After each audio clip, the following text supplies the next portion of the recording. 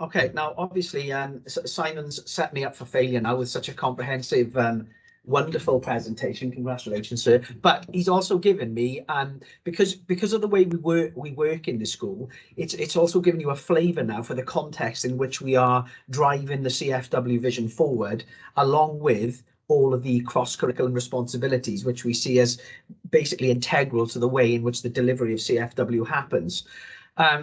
So my focus was not just, I want to be clear on this, was not just looking at digital competence and the digital competence framework. It was about leading digital learning, but not just the element of learning in the classroom. It was the wider aspect of just how important and how integral digital technology can be to the school as a whole. Okay, so that was the focus for my LET task. Now, I'm not sure if anybody has done this yet, but I just wanted to give a little bit of context. I'm certainly not going to read this out to you, especially with the time we have left. But I wanted to give you the context of our pupils that are eligible for free school meals. Now, that number, 32%, has slightly risen this year, okay? And as you can see, 65% of pupils live in the 20 most deprived areas of Wales. What we have tried to do from the get-go, really, since I've been in this post, is to make sure that there are no gaps, shall we say, in access to digital technology. We want to ensure that every single pupil that comes through our door and every family can experience that same experience regardless of their background. And one of the big things that we learned from COVID, okay, we responded, I would say, well, to the pandemic that we were all thrown very quickly into, but there was room for improvement. And with technology, as you'll see on my next slide, we wanted to start a journey that would essentially take what we'd learned throughout the pandemic and then move us forward as a school. So in terms of the journey of embedding digital provision and skills for the ideology of starting CFW and making sure that we're fully ready by the end of year 8 next year, these are the steps that we went through. So obviously the commencement of the National Senior Leadership Programme. So my discussion with the head and with governors was to really refocus and prioritise what digital provision and digital learning looked like in this school. So we went through several stages: identification and refinement. So we're using the strands, using the leadership standards. We identified formal processes to review in pedagogy, not only using the digital competence framework, but also using the digital professional learning journey toolkit, which to a lot of schools is still quite a new framework. We using these tool sets, we found very quickly, and looking at our own internal procedures, we wanted to find out what was working, how did we know, and how did we move forward. We'd learned lessons during the pandemic, but we wanted to move that forward, and we wanted to not lose, shall we say, natural momentum that was gained from the pandemic, where people, as I said, were just thrown into using digital technology. So we looked at the leadership and the pedagogy. Pre and post COVID, obviously we've observed the benefits of embracing digital technology, and we have realised very quickly, based on a lot of the internal data analysis that we've undertaken, is to help it grow, we needed to almost reimagine that vision to extend learning, but not just for pupils, but also for staff, because we've realised very quickly, especially following the pandemic, a lot of the barriers.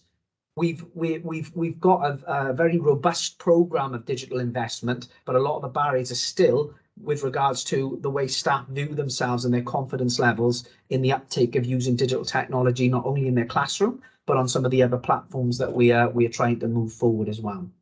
We looked at collaboration and professional learning to help this in order to provide our pupils.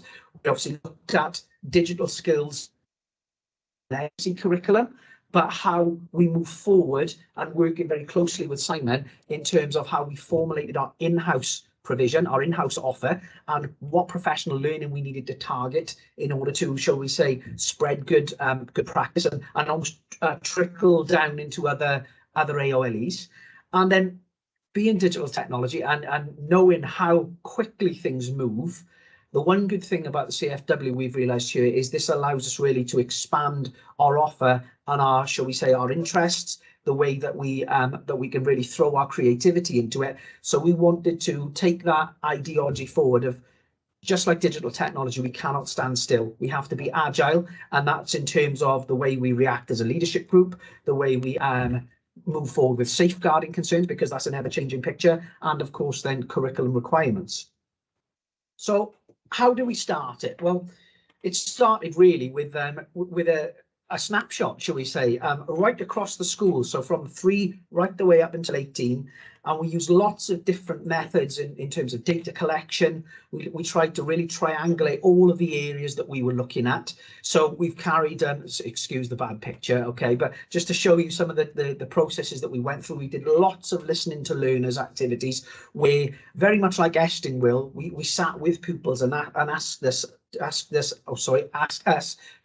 them to show us exactly what they understood by the different barriers that they thought affected them throughout the school, and we did that with the specialist of each phase, of each area, to make sure that we were having an honest, open picture. The image you can see in the middle there is actually our transition, one of our transition schools, and we did exactly the same process with those. So when we had the cluster schools in, we sat around the table and we looked exactly what were the barriers to not only to the technology that they were using, but the provision and obviously the way in which they access learning. We surveyed pupils, we surveyed staff. You can see some of the results here in terms of the barriers that staff felt with regards to how they were perceiving the digital competence framework, how they were accessing it, how were they embedding it. And what this did for us is it really opened up lots of open dialogue to give us conversations where we could identify areas of strength within our own setting, and more importantly, areas, shall we say, that we felt that we needed external support for in terms of professional learning. And the other thing that obviously, along with the pupil voice and staff voice and things like that, we collected a hell of a lot of information from our work scrutinies and through our lesson observation forms. And you can see there's one of the lesson observation forms that we use. We very much stick to an Estin style way of, shall we say, when we do our NER cycle. So we're quantifying, and obviously there's qualitative data in that as well. So once we collected this information, I wanted it very, very clear that alongside the Curriculum for Wales vision, we needed an idea of a digital vision behind it, because not only is there the framework, the digital competence framework, which of course is the statutory element, but we wanted an idea behind digital delivery. So very quickly we realized that this was going to be the 4th utility in school. So alongside your other main services, we're getting to the point now, and I think many schools are, where if your technology is not working, then it becomes cumbersome, and it becomes, shall we say, something that can put staff and pupils off if it doesn't work. Now, as part of this, okay, and because we are short on time, I have put a link in this presentation, okay, and I'll open it very quickly. This link actually takes you to a playlist that we've designed for the Welsh Government, okay? And it actually shows the journey that we've gone through. Mrs. Leaves, I know we only had one session, okay? This is the website that I was referring to, okay? And this actually breaks down all of the elements, okay, that we've moved through as part of this journey, okay? So I would, if you have time, okay, this link is already embedded in the presentation. So have a look at this, because this actually takes what I'm saying to you today into more context and more depth for you, okay? So we came up with our vision, and that vision, along with the CFW vision, then permeates across all of the areas, all of the phases within our school. And again, shared with governors and all our stakeholders. Now, looking at leadership and pedagogy, when we think of the leadership strand, okay, we realised very quickly that one of the best ways that you can promote effective use of technology in teaching and learning is to use the SAMR model, okay? Something that we started looking at back in the pandemic. We'd already set up, shall we say, a little working party for blended learning, okay, which was integral really to the way we delivered during that time. But what we found that we learned so many lessons from that we wanted to keep that momentum. So when we built this vision, we realized that we needed to move forward, okay, and obviously use this model as not only something we did during blended learning, but something we now adopt as our approach moving forward, especially in readiness for Curriculum for Wales. So to do this, we used some of the elements that we'd learned. We looked at the staff in terms of what their requirements were. We refined and advanced some of the processes that we were going through. So as Simon mentioned earlier, we created strategic groups with specific areas which were linked to the AOLEs. One of those was simply just to do with digital skills and provision. And we built that time, and Simon gave you the figures earlier, but we built that time directly into our directed time calendars. And with every meeting that we utilize, whether that's a senior leadership meeting, whether that's a middle manager meeting, an achievement leader meeting, we, shall we say, make sure that those action points are right the way throughout our documentation to make sure that it doesn't get missed out, shall we say, so that everybody has that conversation ongoing, and that's always on our agendas. Now, in order to do that, of course, we set up the structure, okay? We set up the structure to share that good practice, but we wanted the influence as well. So we've realized using the JPD approach that joint practice development is good. However, looking at some of the information that we collated through our processes, we realized that there were other elements, shall we say, that were within our power to be able to influence in this school. So using a 3Cs approach, coaching, consultation and collaboration, we set up, again, train coaches to make sure that we had coaches to be mapped out to different departments and different AOLEs, mentors if we felt that, shall we say, it was more of a direct approach. And we also looked, and you'll see it in a moment in terms of the MER cycle, how we would use an SLT referral as well if we felt that somebody needed a little bit more, shall we say, controlled approach. And obviously the biggest one, and many of you have mentioned this today, is that empowerment, isn't it? One of the things about being a leader is empowering others to take things forward and to have that confidence. And we've known for a long time that there's hidden leaders within our school, but we wanted to give them, using our coaching and mentoring program and using our AOLE strategic groups, we wanted to give them a platform to showcase what they know and how they can support others and influence others. So we started off looking at the DCF, okay. We've built in some very, very robust procedures to monitor it. So one of the systems, for example, that I've built is for staff to be able to use, essentially to look at how many times the DCF rich opportunities occur throughout the curriculum. Now, for those of you that are not, shall we say, inversed in the DCF all the time, there are 4 main strands. So at this moment in time, we can tell you exactly how many occurrences there are right the way through the phases throughout the school, okay, when they occur. Simon mentioned there about Type 360, okay. We use it now just for planning, okay, but you can see here, this is a snapshot that I've taken from the primary school. They are actually building in their planning using the DCF strands directly into their schemes of work. So not only do we know when DCF rich opportunities are occurring, we know how it's planned and how it's delivered, and using our work scrutiny process, which you'll see in a moment, we know what it looks like and what does it feel like for the pupils. And when we triangulate that with our listening to learners, we get to actually see it on the ground, as it were, not just in a book, but we actually get led through the process by the pupils. And that kind of triangulates then, shall we say, what we do in terms of our MER cycle. So we have every single time we do a full work scrutiny, okay, we're all sat around the table, we get skills leaders there, we get heads of departments in to invite them to show them, you know, what good practice looks like and things like that. That is then also linked to lesson observations, and one of the things, you can't actually see it on this middle area here, but one of the things that we adapted following some of the feedback and some of the progress that we felt that needed work, we've actually built into our lesson observations now areas looking discretely at the digital competence framework. And you can see it, in fact, it's also on our work scrutiny. If you look at the left performer here, you can also see that there's integral skills and digital competence, okay, and information technology. We've built that into every section of our work. So when we triangulate our work scrutiny, our lesson observations, and our listening to learners, they all have that focus. So we can bring that information straight through. It's quantifiable and it's qualitative.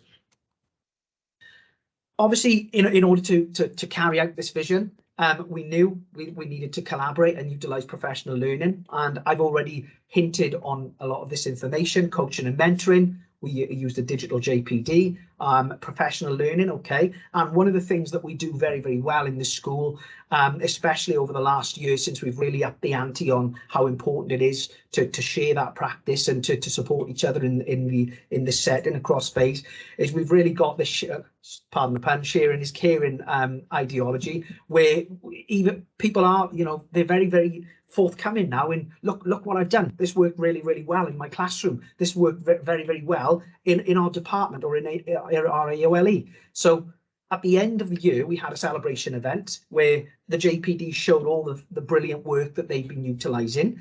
And every single Friday we have, every Friday, poorly timed possibly, but every Friday we also have a mini, shall we say, sharing good practice event where people will bring forward digital shares, they'll bring forward good curriculum for Wales shares. So we've really got that constant dialogue and ideas bouncing off each other. So that culture is very, very open and honest now.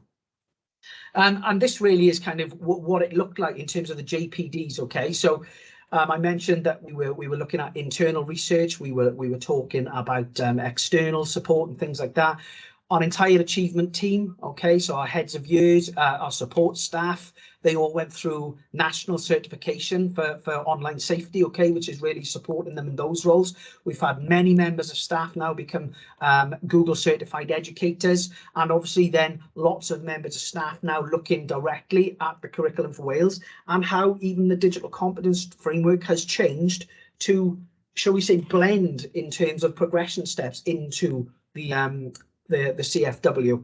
And again, lots of sharing. So this was, for example, a member of the construction department. Okay, one of his focus areas was to basically look at how he used, shall we say, online CAD software. He basically spent 4 to 5 hours upskilling himself and permeating, disseminating that information to his AOLE area. And now pupils are using industry level software confidently in that lesson. One of the biggest things, we know one of the biggest barriers is time. And even though we structured the time, we've given staff time for open and honest, you know, professional learning for their own needs. And where we can accommodate that, we really try our best. In terms of moving forward, we've, as Simon's alluded to, we've built amazing relationships with our cluster schools, okay? And you can see there a member of, that's one of the VOCRU members, or that's one of our cluster schools, okay?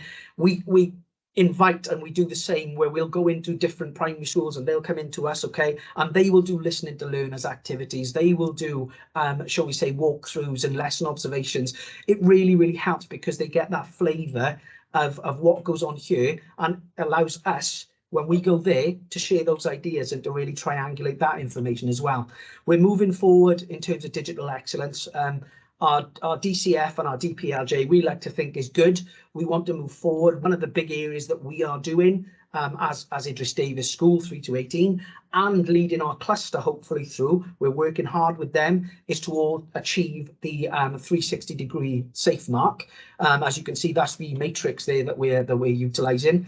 Pre-COVID, we were working with our community. We trained lots of digital leaders and they were going out into the community, given our areas is very socially disadvantaged. So they were going out into the community, into different community centres, working with them. And hopefully now, post-pandemic and easing of restrictions, then we can get back to that. But we know as a school that we should never stand still. And that's something that even though we're coming to the end, shall we say, of this part of my journey in terms of, it's not the end of the journey, it's really the start, because just like digital technology, this area never moves or never stands still rather. And I'm really, really happy to say that our JPDs are ongoing. Our coaches are now coaching. They are now leading other members. So the coaches have become the coaches and it's permeated down really, really well. The biggest thing that I would say, and I'm just going to leave that screen, the biggest thing that I would say in terms of my leadership style has, the big learning curve for me is, and as Simon's alluded to, is letting go, It's once we manage to find and locate those hidden leaders, we've let that process go and they are now becoming, I nearly said ambitious, capable learners, but they are, because they're going about that action research for themselves and they're delivering their own sessions. Now, it's not perfect and it never will be, just like digital technology, we know the nightmare stories, but it's getting better, and it's something that we are working forward to. At that point, I'm going to stop presenting. If anybody has any questions,